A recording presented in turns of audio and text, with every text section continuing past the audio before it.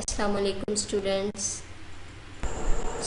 पिछले टॉपिक में हमने मैस स्पेक्ट्रोमीटर के बारे में पढ़ा था। मैंने आपको इसका इंट्रोडक्शन बताया था, इसकी डेफिनेशन बताई थी, मैस स्पेक्ट्रोमीटर है क्या, इसकी टाइप जो दो थी वो बताया था, ठीक है। और इसके अलावा हमने इसकी स्ट्रक्चर देखी थी कि जो इंस्ट्रूमेंट है किस टाइप का होता है। आज जो है हमने इसकी एक्सप्लेनेशन पढ़नी है कि मैस स्पेक्ट्रोमीटर जो है इसमें हम आइसोटोप्स की रिलेटिव अबंडेंस जो है वो किस तरह से हम फाइंड कर सकते हैं। स्टूडेंट्स इसके स्टेप्स हैं मैस स्पेक्ट्रोमीटर में, जो हम आइसोटोप्स को डिटेक्ट करते हैं, उनके मैसेस को, उनके रिलेटिव अबंडेंस को फाइंड करते हैं, तो उसके स्टेप्स हैं।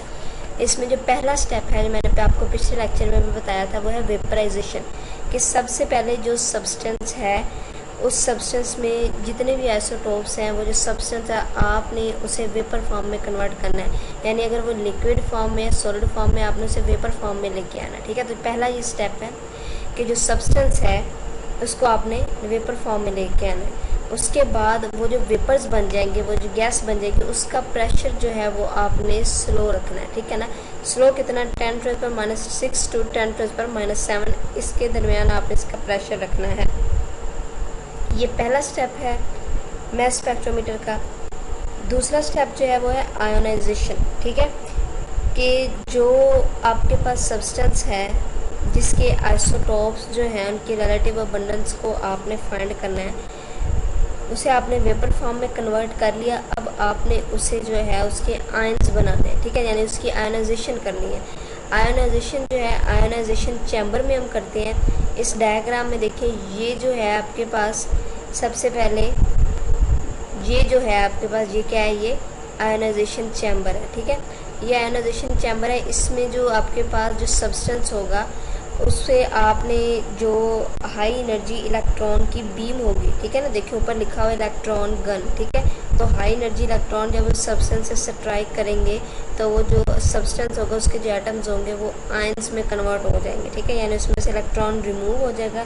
तो इस तरह वो किस में कन्वर्ट हो जाएंगे, आयंस में कन्वर्ट हो जाएंगे, ठीक है। हमने इसे आयंस में क्यों कन्वर्ट किया है, एटम्स को हमने आयंस में इसलिए कन्वर्ट किया है ताकि एक तो जो नेक्स्ट स्टेप में इसकी एक्सेलरेशन होगी वो आयंस की बेस में वो एक्सेलरेट हो जाएगा। नेगेटिव जो प्लेट आगे रखी हुई है, नेगेटिव ग्रिड, ठीक है, इससे वो तेज़ी से गुजर जाएगा और फिर मैग्नेटिक फील्ड में जो है वो दाखिल होगा, ठीक है। तो मैग्नेटिक फील्ड में भी हम इसे m/e की रेशो पे जो है इसको हम क्या कर सकते हैं, सेपरेट कर सकते हैं आइसोटोप्स को। इसलिए ज़रूरी है कि जो एटम्स होंगे, आइसोटोप जो होंगे, उसको अलग-अलग जो है हम उसके पॉजिटिव आयंस में चेंज कर दें, क्योंकि ये जो मैस स्पेक्ट्रोमीटर है ये m/e की बेस पे जो है ये वर्क करता है, मैस टू चार्ज रेशो की बेस पे वर्क करता है। नेक्स्ट जो स्टेप है स्टूडेंट्स वो है एक्सेलरेशन। एक्सेलरेशन का मतलब क्या है कि ये जो आयंस बने हैं ये तेज़ी से जो है एक्सेलरेट होंगे। किसकी तरफ एक्सेलरेट होंगे, नेगेटिव प्लेट की तरफ, ये जो नेगेटिव ग्रिड रखी है, ठीक है। अब देखिए इसमें हमने क्या करना है, पोटेंशियल डिफरेंस इसको प्रोवाइड करना है, ठीक है। यानी यहाँ पे हम क्या करेंगे, ये जो आपके पास इलेक्ट्रिक फील्ड जो है ये आप यहाँ पे अप्लाई करेंगे, ठीक है। इलेक्ट्रिक फील्ड जो होगी उसकी स्ट्रेंथ E होगी, ठीक है। और इसमें आपने जो वोल्टेज प्रोवाइड करना है वो बहुत ज़्यादा होगा। वो कितना होगा, 500 to 2000 वोल्ट आप इसे अप्लाइड करेंगे। परफोरेटेड प्लेट्स के दरमियान ये वोल्टेज आप जो है अप्लाई करेंगे, ठीक है। और फिर जो पॉजिटिव आयंस होंगे वो स्ट्रॉन्गली अट्रैक्ट होंगे नेगेटिव प्लेट की तरफ, ठीक है। इतना हाई वोल्टेज आप इसे क्यों प्रोवाइड करिए कि वो जो प्लेट्स के दरमियान में आयंस है वो स्ट्रॉन्गली अट्रैक्ट होंगे नेगेटिव प्लेट की तरफ, ठीक है। इस तरह वो एक्सेलरेट हो जाएंगे, ठीक है। ये देखिए, ये जो है आपके पास इलेक्ट्रिक फील्ड जो आपने अप्लाई किया, ठीक है, नेगेटिव ग्रिड जो इसकी तरफ ये जो आयंस है वो अट्रैक्ट होंगे स्ट्रॉन्ग, ठीक है। तो ये एक्सेलरेशन का प्रोसेस इस तरह से होगा। इसके बाद जो है स्टूडेंट्स क्या होता है, इसके बाद आप मैग्नेटिक फील्ड जो है हम अप्लाई करते हैं, ठीक है। अब इस डायग्राम में देखिए, ये जो है ये मैग्नेटिक फील्ड है, ये आपने मैग्नेटिक फील्ड जो है अप्लाई किया। ये जो आपने मैग्नेटिक फील्ड अप्लाई किया है उसकी स्ट्रेंथ क्या है, उसकी स्ट्रेंथ H है, ठीक है। यानी यहाँ पे आपने जो मैग्नेटिक फील्ड अप्लाई किया है वो एक स्ट्रॉन्ग मैग्नेटिक फील्ड है, ठीक है। मैग्नेटिक फील्ड आपने जो अप्लाई किया है क्यों अप्लाई किया है कि जहाँ पे जो आयंस की स्ट्रीम आ रही थी, ठीक है ना, पॉजिटिव आयंस की स्ट्रीम आ रही थी, अब मैग्नेटिक फील्ड की बेस पे वो जो आयंस हैं उसके अंदर जो डिफरेंट जो आयंस मौजूद है, क्योंकि देखिए एक आपने सैंपल लिया, फॉर एग्जांपल आपने हाइड्रोजन का सैंपल लिया तो हाइड्रोजन में H1 भी होगा, H2 भी होगा, H3 भी होगा, ठीक है ना। तो 3 तरह के आइसोटोप होते हैं। तो इस तरह वो जो तीनों आइसोटोप होंगे वो उसकी अलग-अलग स्ट्रीम बन जाएंगी, ठीक है ना। अलग-अलग उसकी इस तरह से लाइनें बन जाएंगी जिस तरह ये आपको नज़र आ रही है, आयन स्ट्रीम ए, आयन स्ट्रीम बी और आयन स्ट्रीम सी, ठीक है ना। तो इस तरह ये जो स्ट्रीम आपके पास बनी है इसमें क्या होगा, इसमें वो जो आयन्स हैं वो सेपरेट हो गए। जो जितना लाइट आयन होगा वो ज़्यादा जो है वो ज़्यादा बेंड होगा, ठीक है ना, यानी वो ज़्यादा कर्व हो जाएगा, ठीक है ना। ये वाली जो जिस तरह आपको ये जो पैरेट कलर में स्ट्रीम नज़र आ रही है तो जिस लाइटेस्ट था इसलिए ज़्यादा बैंड हुआ है। उसके बाद ये येलो वाली और उसके बाद जो है ये सी वाली जो है पर्पल वाली, ठीक है। तो इस तरह जो जितने भी उसमें आइसोटोप होंगे, ये तो 3 तरह के आइसोटोप से अगर ज़्यादा भी हुए, 4 हुए, 5 हुए, तो इस तरह 4-5 स्ट्रीम्स बन जाएंगी, 4-5 इस तरह की लाइनें बन जाएंगी, यानी वो सेपरेट हो जाएंगी M/E की बेस पे, मास टू चार्ज रेशो की बेस पे। मास टू चार्ज रेशो मैंने आपको बताया था ये क्या चीज़ है। मास टू चार्ज रेशो जो है ये देखिए, जो आइसोटोप्स हैं उनके मैसेज तो सबके डिफरेंट होंगे, ठीक है, लेकिन जो चार्ज आएगा वो सेम होगा, ठीक है। तो इस तरह मास टू चार्ज रेशो की बेस पे जो आइसोटोप जितने भी होंगे उसको हम अलग-अलग कैटेगराइज कर सकते हैं। मैग्नेटिक फील्ड में उनके अलग-अलग फिर वो इस तरह स्ट्रीम्स बन जाती हैं, इसीलिए हमने इसको आयंस में चेंज किया। और M/E की बेस पे ये जो है मास स्पेक्ट्रोमीटर ये वर्क करता है, ठीक है। तो इस तरह जो है मैग्नेटिक फील्ड में क्या होती है, इसकी आयंस की आइसोटोप्स की अलग-अलग क्या बन जाती है, इस तरह स्ट्रीम्स बन जाती हैं। ये फार्मूला है, हम मास टू चार्ज रेशो जो है फाइंड कर सकते हैं इस फार्मूले की बेस पे। अब ये जो फार्मूला है इसमें M/E तो मास टू चार्ज रेशो है, ठीक है, और H जो है ये मैग्नेटिक फील्ड है जो हमने अप्लाई किया है, R रेडियस है। अब रेडियस किस चीज़ का, ये जो स्ट्रीम्स आपके पास बनी है मैग्नेटिक फील्ड में, ठीक है ना, कर्व्ड पाथ जो बने हैं ये उसका रेडियस है, ठीक है, ओवर 2E। E क्या है आपके पास, इलेक्ट्रिक फील्ड है जो आपने इसको वोल्टेज प्रोवाइड किया, जो इलेक्ट्रिक फील्ड प्रोवाइड किया E वो है।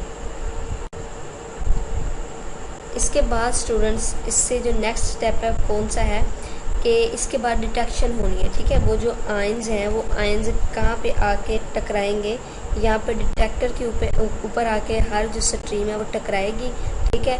अब इस डिटेक्टर के ऊपर या कलेक्टर के ऊपर क्या होता है, इलेक्ट्रिक करंट प्रोड्यूस होता है। हर आयन जो है एक माइनर इलेक्ट्रिक करंट जो है वो प्रोड्यूस करती है, फिर उस इलेक्ट्रिक करंट को एम्पलीफाई करके बढ़ा दिया जाता है और फिर रिकॉर्डर के ऊपर इसका क्या बन जाता है, एक ग्राफ बन जाता है, ठीक है। यानी जो जितना जिसका ज़्यादा होगी अबंडेंस उसका उतनी ज़्यादा जो है वो हायर पीक बनेगी, ठीक है, जिसकी जितनी ज़्यादा कम होगी उसकी कम जो है वो पीक बनेगी, ठीक है। जिस तरह मैंने आपको पिछले लेक्चर में भी मैंने आपको बताया था। ये देखिए ये वाले जो हिस्से हैं, ठीक है, ये डिटेक्शन करेगा, एम्पलीफिकेशन होगी, उसके बाद रिकॉर्डर पे ग्राफ बनता है रिलेटिव अबंडेंस का। इसके बाद जो है स्टूडेंट्स जो मॉडर्न स्पेक्ट्रोग्राफ है, ठीक है, उसके ऊपर क्या होता है, आयन जो है डिटेक्टर के ऊपर टकराता है, आयनिक करंट जो है जिस तरह ये देखें डायग्राम में, ठीक है, आयन डिटेक्टर के ऊपर टकराएगा, फिर आयनिक करंट जो प्रोड्यूस होगा उसको एम्पलीफाई किया जाएगा और फिर रिकॉर्डर के ऊपर ग्राफ बनेगा। ग्राफ जो है वो इस तरह से बनता है, ठीक है, जिस तरह ये नियॉन का ग्राफ है, ठीक है, तो नियॉन जो 20 है वो सबसे ज़्यादा है तो इस तरह उसकी पीक ज़्यादा है, ठीक है।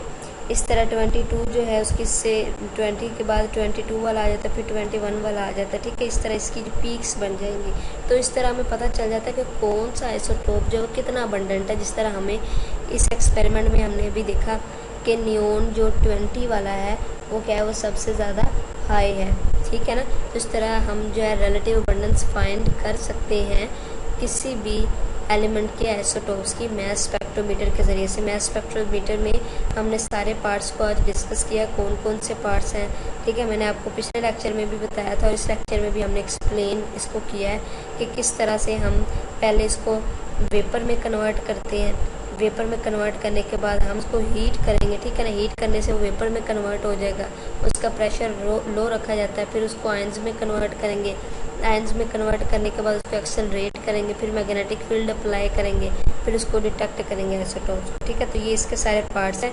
कोई भी आइसोटोप हो, कार्बन, ठीक है, नाइट्रोजन, नियॉन, हाइड्रोजन, आप उसके इस जो एक्सपेरिमेंट की मदद से मास स्पेक्ट्रोमीटर की मदद से रिलेटिव अबंडेंस फाइंड कर सकते हैं, ठीक है। उसके अलावा आपकी बुक में और भी उन्होंने बताया हुआ है कि जो आइसोटोप्स की सेपरेशन है वो डिफरेंट सेपरेशन टेक्निक से की जा सकती है, जिस तरह डिफ्यूजन हो गया, थर्मल डिफ्यूजन हो गया, डिस्टिलेशन हो गया, अल्ट्रा सेंट्रीफ्यूज, इलेक्ट्रोमैग्नेटिक सेपरेशन।